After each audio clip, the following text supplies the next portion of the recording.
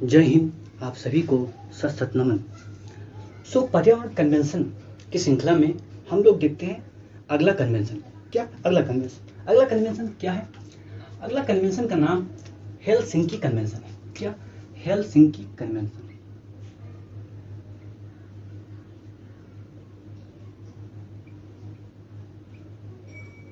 Helsinki convention.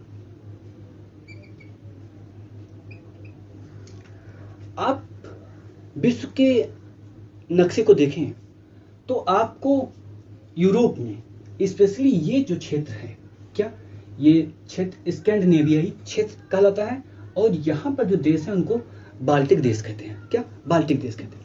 ये क्षेत्र जो है विकास के सभी मानकों पर बहुत ज़्यादा उच्च अवस्था पर है।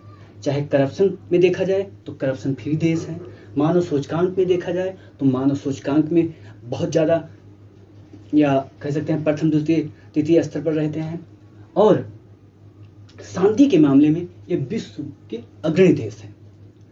अब विश्व परिदृश्य को अगर देखा जाए, क्या पूरे विश्व के नक्शे को देखा जाए, विश्व परिदृश्य को नहीं, पूरे विश्व के नक्शे को देखा जाए तो आप देखेंगे यूरोप के साथ साथ अमेरिका, क्या यूरोप और अमेरिका, ये दो ऐसे महाद्वीप हैं जहां पर औद्योगिकरण बहुत ज्यादा हुआ।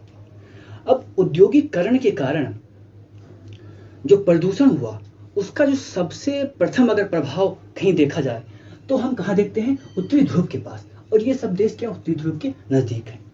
क्या उत्तरी ध्रुव के नजदीक है? तो इन पर प्रभाव होना स्वाभाविक था। क्या? इन पर प्रभाव होना स्वाभाविक था।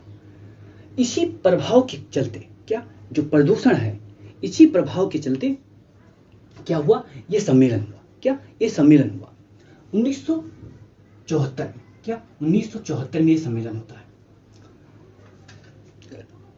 किस कारण होता है? ये जो बाल्टिक सागर है और ये जो उत्तरी सागर, अटलांटिक सागर का भाग, यहां पर प्रदूषण का स्तर बढ़ गया। क्या? प्रदूषण का स्तर बढ़ गया था। अब इस बाल्टिक सागर को तथा उत्तरी सागर व अटलांटिक के तटीय सागर को, क्या अटलांटिक के तटीय क्या सागर में प्रदूषण को कम करने के लिए, क्या प्रदूषण को कम करने के लिए ये सम्मेलन होता है। ठीक है। तब 1974 में किस लिए? समुद्री, आप कह सकते हैं समुद्री प्रदूषण। समुद्री प्रदूषण, इसका मुख्य जो लक्ष्य था समुद्री प्रदूषण को था, समुद्री प्रदूषण को लेकर था। किंतु इस सम्मेलन ने प्रदूषण के सभी प्रकारों की चर्चा की। क्या? प्रदूषण के सभी प्रकारों की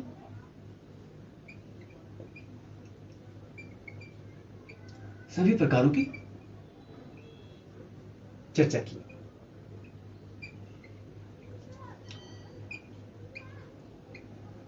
चर्चा की गई। ठीक है। और 1974 में ये क्या एक कह सकते हैं एक संधि के रूप में लागू होता है। क्या? एक संधि के रूप में लागू होता है। ये विश्व का आप कह सकते हैं प्रथम अंतर्राष्ट्रीय संधि था। क्या? विश्व का पर्यावरण के संदर्भ में प्रथम अंतर्राष्ट्रीय संधि था। क्या? प्रथम अंतर्राष्ट्रीय संधि था।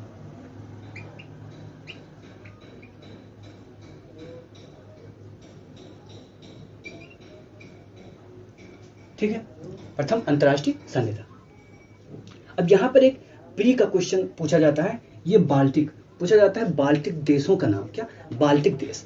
तो बाल्टिक जो देश हैं वो 3 हैं। क्या? 3 स्पेशली एस्टोनिया, क्या एस्टोनिया,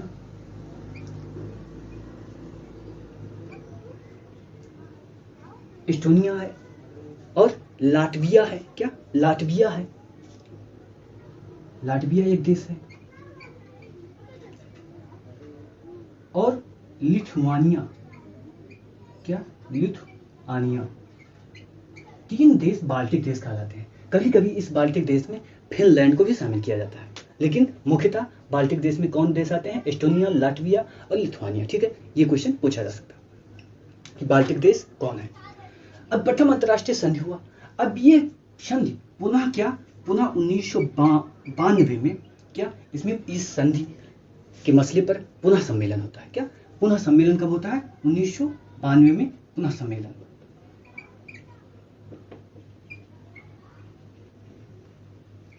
होता है। इसमें बाल्टिक देश के साथ साथ, क्या बाल्टिक देश के, ये बाल्टिक देश इतने ही नहीं, पूरे को आप इस समय समझिएगा, लेकिन एग्जाम में बाल्टिक देश केवल ये इतना लेना है। बाल्टिक सागर के जो चारों तरफ देश हैं वो इस सम्मेलन में भाग लिए थे। ठीक है, तो इसमें अब बाल्टिक देश के साथ, क्या बाल्टिक देश के साथ यूरोपीय यूनियन भी, यानी कि EU भी इसमें आ गया, प्लस बाल्टिक सागरीय देश कह सकते हैं, यानी बाल्टिक सागर पर जो देश है इसमें EU भी आ गया, यानी कि पूरा यूरोप इस संधि के अंदर आया। ठीक है, कब? 1992 में, और अंततः ये 2000 में लागू हुआ। क्या 2000 में ये जो संधि हुई यूरोप में कह सकते हैं बाल्टिक सागरीय देश और EU के मध्य, ये 2000 में लागू हुआ। तो इतना जानना है आपको हेलसिंकी कन्वेंशन 1974 के बारे में। एक छोटा सा कन्वेंशन और है, उसको भी हम लोग जान लेते हैं। बहुत छोटा सा कन्वेंशन है,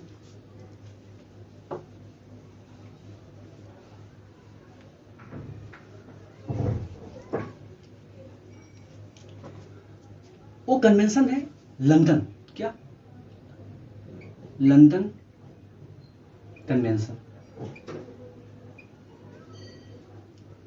लंदन कन्वेंशन, लंदन कन्वेंशन किससे संबंधित है?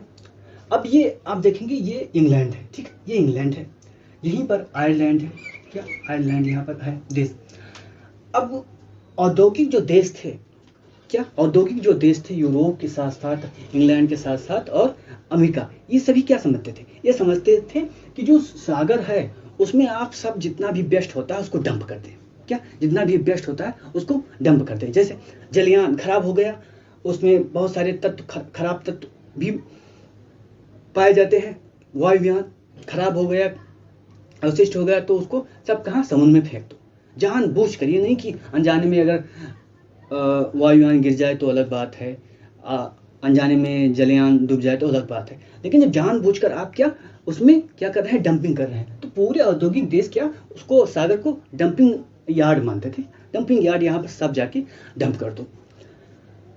अब लंदन जब सम्मेलन होता है क्या 1975 में, इसमें इसी जो डंपिंग, सागर को डंपिंग यार्ड के रूप में प्रयोग किया जाता था, लंदन में क्या, लंदन सम्मेलन में क्या किया गया? ये जो सागर है इसके तटीय, यूरोप के तटीय सागर में, ये स्पष्ट इसमें कहा गया कि यहाँ पर जानबूझकर कोई अवशिष्ट पदार्थ आप क्या नहीं कर सकते? निक्षेप नहीं कर सकते, निक्षेपण नहीं कर सकते, यानी कि उसमें जमा नहीं कर सकते। क्या लंदन सम्मेलन में क्या कहा गया कि समुद्र में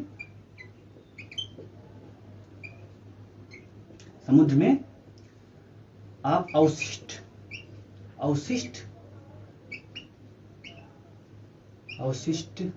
अवशिष्टों का ऐच्छिक रूप से निक्षेपण नहीं कर सकते। क्या निक्षेपण मतलब इसमें डालना, निक्षेपण नहीं कर सकते, सागर में नहीं कर सकते।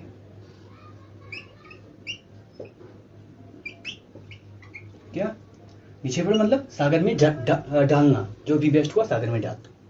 तो ये था लंदन सम्मेलन के बारे में, इतना ही आपको जानना है। तो इस वीडियो में हमने देखा हेलसिंकी सम्मेलन और लंदन सम्मेलन। तो इस वीडियो में इतना ही, फिर मिलते हैं अगले वीडियो में। जय हिंद, जय भारत।